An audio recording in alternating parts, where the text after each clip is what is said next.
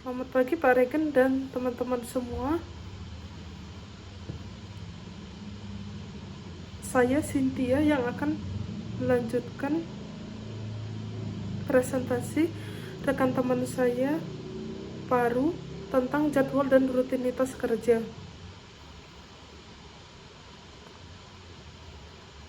Setiap sistem memiliki job desk dan rutinitas kerjanya sendiri. Rutinitasnya itu berdasarkan setiap pekerjaan yang dikerjaan harian dan bebannya dibagi rata untuk setiap pekerja, dan setiap pekerjaan melalui standar yang telah ditentukan. Prosedur operasional standar atau SOP adalah menjadi model standar yang dilakukan. SOP bersifat preskriptif dan dikomunikasikan dari manajer ke supervisor hingga staff. Kalau untuk berikutnya itu ada dockering. Nah, ini setiap perjalanan panjang sebuah kapal perlu adanya kebutuhan untuk menjadwalkan pemberhentian sesekali. Periode dry dock diperuntukkan untuk 1. Proses maintenance dan memperbaiki setiap perabotan dan perlengkapan kapal secara umum. 2. Untuk pemeliharaan sistem tenaga dan propulsi kapal, peralatan teknis dan listrik, serta peralatan navigasi dan maritim. 3. Untuk pembersihan untuk penumpukan ganggang dan pertumbuhan laut untuk efisiensi bahan bakar. 4. Untuk mengubah atau meningkatkan fasilitas kapal. 5. Untuk memastikan kapal mematuhi peraturan internasional. Berikutnya saya akan menjelaskan tentang masalah lingkungan. Masalah ekologis ini sejak dulu sudah menjadi masalah serius untuk setiap pengelolaan fasilitas, dengan setiap industri memiliki masalahnya masing-masing untuk setiap isu lingkungan. Sebagai contoh, untuk industri perkapalan memiliki isu lingkungan seperti permasalahan dalam pengelolaan produk limbah, volume air, barang konsumsi, energi dan lainnya, dan pemeliharaan fasilitas rekreasi seperti kolam berenang. Para tokoh Davis dan Cahill tahun 2000 menggambarkan dua pendorong untuk keramahan lingkungan. Mereka yang disebut sebagai dampak hulu berhubungan dengan pengaruh yang dapat diberikan oleh perusahaan pelayaran pada pemasok mereka untuk memastikan pasokan memenuhi kriteria lingkungan yang sesuai. Sementara dampak hilir lebih terkait dengan pendidikan pelanggan dan klien. Para penulis menyarankan bahwa keduanya berada dalam jangkauan industri kapal pesiar. Berikutnya, saya akan menjelaskan tentang mengelola akomodasi di kapal kelas Grand. Untuk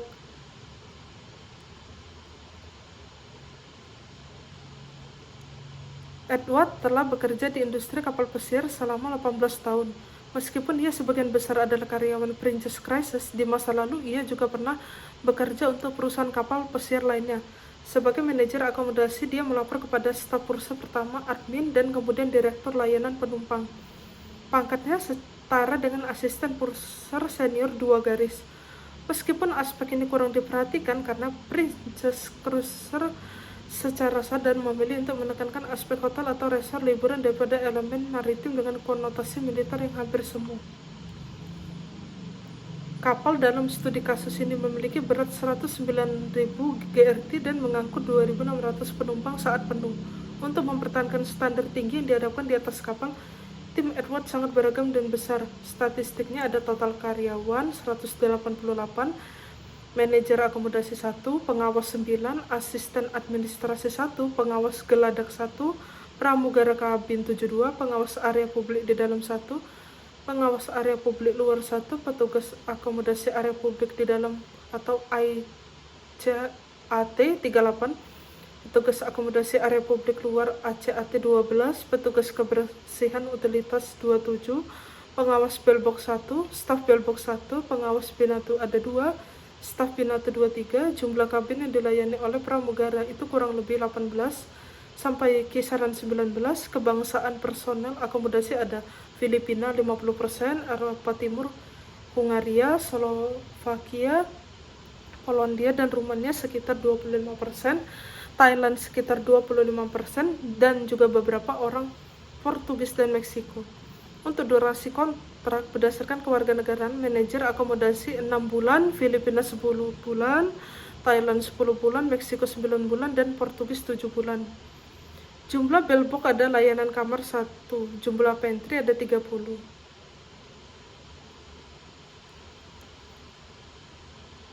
Departemen ini beroperasi di sekitar rangkaian rutinitas dan prosedur yang harus diselesaikan sesuai standar yang ditentukan oleh kantor pusat. 1. Pramugara yang melayani kabin, suite, dan suite mini masing-masing menjaga 18-19 stateroom yang mungkin merupakan campuran antara suite dan kabin. Meskipun suite membutuhkan waktu lebih lama untuk dilayani daripada kabin, alokasinya dirotasi untuk memastikan keseimbangan pekerjaan yang adil.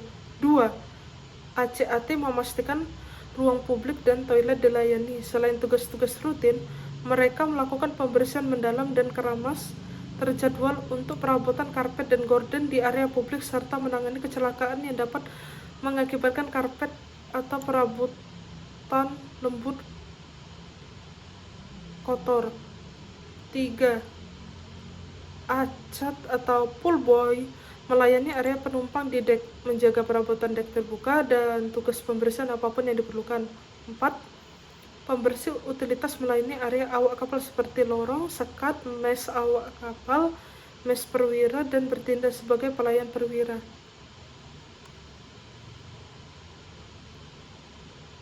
5. Tim layanan kamar bellboy bekerja sama dari bellboy dan pantry deck untuk memberikan layanan ke kamar, ke kabin, suite, dan mini suites.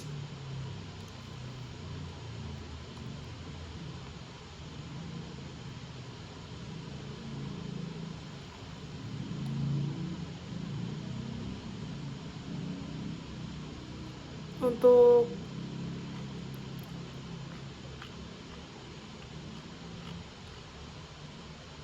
pekerjaan mengelola akomodasi memang berat, tetapi karena hubungan kerja yang baik di kapal maupun di darat, kejadian masalah hanya sedikit dan jarang terjadi. Pada setiap pelayaran, ada pertemuan untuk memeriksa kinerja dan mempertimbangkan masalah yang muncul. Kantor pusat merek di Santa Clarita tetap berhubungan secara teratur dan dekat dengan manajer di atas kapal untuk memberi saran tentang perubahan atau pembaruan kebijakan dan prosedur. Sistem yang tersedia untuk berbagi kemungkinan untuk penumpang dengan permintaan khusus daftar dibuat untuk memastikan permintaan didistribusikan ke departemen dan personal yang tepat untuk diambil tindakan. Untuk kapal pesiar yang profil penumpangnya berbeda dari biasanya, pola-pola diidentifikasi untuk memastikan adanya rencana untuk menangani misalnya permintaan yang lebih besar untuk box bayi dan kursi tinggi. Mekanisme pelaporan tersedia untuk memastikan cacat diidentifikasi, dilaporkan, dan ditangani dengan tepat. Kontrol kualitas dipraktikkan oleh semua personal dan dalam kasus manajer akomodasi yang melakukan pemeriksaan rutin yang melibatkan pengambilan sampel secara acak. Semakin banyak penumpang yang melaporkan alergi atau kebutuhan khusus, dan ketika hal ini terjadi, rencana-rencana disiapkan untuk memenuhi kebutuhan tersebut. Tidak ada kabin merokok atau bebas rokok di atas kapal, sehingga penumpang yang menyatakan alergi terhadap asap rokok akan dialokasikan kabin yang telah dibersihkan secara mendalam untuk menghilangkan potensi masalah. Untuk sebagian besar area dek umum dan ruang publik di atas kapal di sisi pelabuhan kiri, penumpang dapat merokok, sedangkan sisi kanan bebas rokok. Merokok tidak diperbolehkan di lounge tertentu dan dek luar yang berpotensi bahaya. Pada dasarnya, manajer akomodasi bertanggung jawab atas semua aspek pengelolaan departemen. Departemen ini bergantung pada supervisor berkualitas baik yang memiliki pengalaman operasional dan keterampilan interpersonal yang kuat. Seperti yang dikatakan Edward ketika mengomentari keterampilan manajemen para supervisornya, Anda tidak ingin supervisor yang berteriak dan menangis. Dalam armada yang sedang berkembang, mendapatkan supervisor dan manajer yang tepat bisa menjadi masalah potensial. Meskipun pengalaman telah menunjukkan bahwa Star Princess sebagai salah satu dari banyak kapal besar yang bergabung dengan merek Princess dalam waktu yang relatif singkat, menjadi sangat penting dalam mencapai tujuan ini. Latihan di atas kapal dilakukan secara kontinu dengan personel yang banyak belajar sambil bekerja dan dilatih oleh personel yang lebih berpengalaman. Promosi cenderung dari dalam, sehingga secara terus-menerus membangun modal kompetensi berdasarkan pengetahuan bersama. Masalah yang menarik memang muncul dari waktu ke waktu, seperti penumpang yang sangat tinggi yang tidak muat di tempat tidur standar yang berukuran 2 meter 6 kaki 6 in. Dalam situasi ini, sebuah tempat tidur extender dibuat dalam waktu singkat oleh tukang kayu. Biasanya kapal akan mendapatkan peringatan lebih awal tentang hal ini, dan masalah serupa ada kabin American Disability Aid atau ADA di atas kapal dengan pintu-pintu yang memungkinkan akses mudah untuk kursi roda dan rem untuk menuju balkon. Norovirus ini sudah ada sejak lama, dan perusahaan telah membuat buku pegangan mendalam berisi panduan yang diperbarui secara teratur. Jadi jika ada insiden yang dicurigai dilaporkan, maka akan ditangani sebagai hal yang rutin. Misalnya jika dokter menyarankan bahwa asisten purser junior mengalami gejala tidak penuh, manajer akomodasi akan menghubungi supervisor awak kapal yang memiliki regu penembak terlatih yang terdiri dari 15 orang yang siap sedia 24 jam untuk membersihkan kabin. Prosedur ini melibatkan pengisolasian orang dengan masalah yang dilaporkan sehingga bisa menahan potensi risiko apapun. Kabin armada kabin awak kapal yang dialokasikan untuk tujuan pelatihan digunakan untuk mengatasi masalah untuk memastikan orang yang sakit tidak bersentuhan dengan orang lain. Pada hari kedatangan dan keberangkatan, Departemen Akomodasi mengelola bagasi di atas kapal. Sekitar 129 kandang bagasi diisi dengan bagasi penumpang yang berangkat dan dibawa ke darat, dan sebaliknya bagasi penumpang yang bergabung ini dinaikkan ke atas kapal dengan menggunakan sistem yang sama. Acat, petugas kebersihan, dan staf bellbox menangani bagasi, mengumpulkan, mendistribusikan, dan menurunkan bagasi sesuai kebutuhan. Pramugara tidak terlibat dalam proses ini. Perputaran di Venesia atau Barcelona relatif itu mudah dikelola karena kapal akan memiliki singgah selama 3 hari. Namun, perputaran 1 hari di Karibia lebih sulit, terutama pada kapal pesiar 2 minggu ketika penumpang membawa lebih banyak bagasi. Menurut Edward, inspeksi USPHS tidak terlalu menjadi masalah karena standar di atas kapal sangat tinggi. Area terbesar untuk inspeksi ini adalah dapur. Tetapi untuk departemen, petugas USPHS akan melihat dapur, rutinitas pembersihan di atas kapal untuk mesin pencuci piring, dan log serta catatan yang terkait dengan area-area ini. Mereka akan memeriksa bahwa jacuzzi disanitasi setiap 7 hari sekali, air minum dipantau dan dalam kondisi sempurna, dan kolam renang diuji secara menyeluruh. Kolam renang dan jacuzzi diuji oleh Polboy setiap 4 jam untuk melakukan pembacaan, yang salinannya dibawa ke ruang kontrol mesin. Petugas kolam renang akan menyoroti setiap perbedaan, tetapi teknisi akan menangani masalah apapun. Pada dasarnya, housekeeping umum tidak menyimpan bahan kimia berbahaya. Petugas lingkungan kapal yang melapor langsung kepada kapten memantau semua area risiko potensial dari sudut pandang keselamatan dan kepatuhan lingkungan. Edward sangat menyadari bahwa soft skill sangat penting ketika mengelola layanan akomodasi, mampu membangun dan memotivasi tim, memperlakukan orang dengan hormat, dan memahami perbedaan budaya. Mereka adalah elemen penting dalam tugas kompleks mengelola komunitas kerja di laut. Contoh dari hal ini adalah bahwa Edward mencatat beberapa negara tampak lebih agresif, namun mereka tidak selalu agresif, tetapi hanya tampil seperti itu karena ini adalah cara mereka melakukan sesuatu. Orang-orang yang bekerja di kapal pesiar perlu bergaul dengan awak kapal dan penumpang.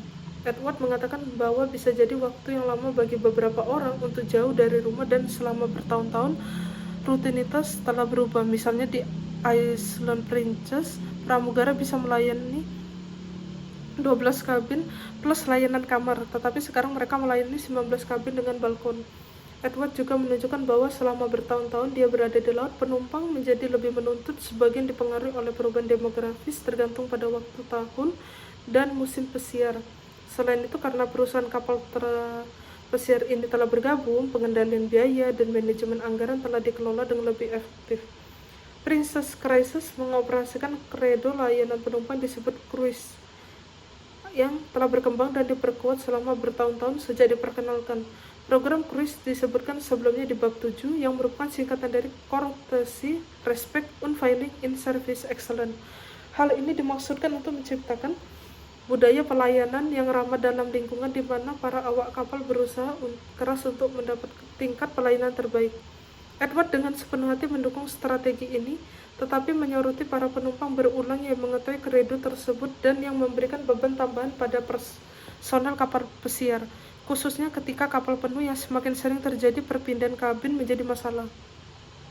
Untuk pertanyaannya, bagaimana kualitas ditangani di Departemen Akomodasi? Apa saja isu-isu kritis yang perlu dipertimbangkan ketika mengelola departemen ini? Anda diarahkan untuk membuat jadwal untuk binatu kapal. Masalah-masalah penting itu shift 11 jam termasuk istirahat makan siang selama 1 jam. Istirahat lainnya ditanggung dalam tim staff. 1 kali pengawas, 1 kali wakil supervisor, 11 asisten umum, 2 diantaranya dilatih untuk menangani dry cleaning. Untuk operasi ada perlindungan 24 jam, minimal 2 staf yang bertugas setiap saat, 1 orang diperlukan untuk menjaga dry cleaning selama 10 jam, waktu mulai shift siang pukul 8, wakil supervisor untuk menjaga di malam hari, operasi dengan kapasitas total pada siang hari dari jam 10 sampai jam 8, kapasitas itu berkurang di waktu lain, 6 staf harus bertugas untuk melindungi alat berat selama waktu kapasitas penuh. Tugasnya itu bisa merancang not rota, mengidentifikasi masalah yang mungkin terjadi dan membuat rekomendasi tentang cara menangani masalah apapun yang teridentifikasi. Untuk berikutnya saya akan menjelaskan ringkasan dan kesimpulan. Dalam kesimpulan bab 9, peran manajer akomodasi atau fasilitas diperkenalkan sebagai paralel dengan peran manajer makanan dan minuman. Ada banyak kesamaan seperti permintaan konstan untuk layanan yang